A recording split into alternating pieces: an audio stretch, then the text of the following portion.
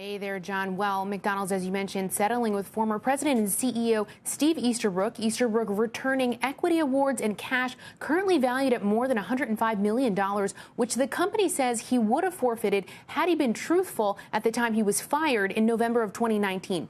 Now, as a result, he would have been fired for cause instead of without cause. Easterbrook was accused of having consensual affairs with 4 subordinates and for deleting evidence of those affairs from his company phone. He'd pushed courts to throw the case out because he said the evidence was easily found on company servers.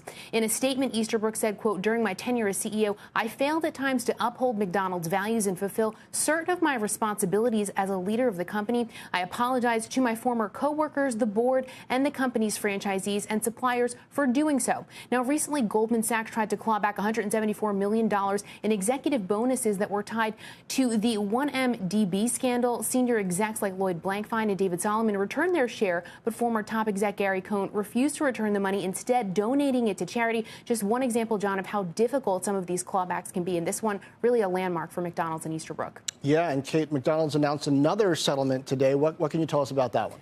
That's right. McDonald's just in the last 2 hours announcing a settlement with Herb Washington, who had filed a lawsuit alleging racial discrimination back in February. Washington was the company's largest black franchisee at one point. He's agreed to leave the system. McDonald's has purchased his 13 locations for $33.5 million.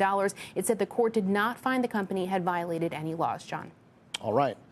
Kate Rogers, is it unusual to get a couple of settlements like that at once? It seems like it might be.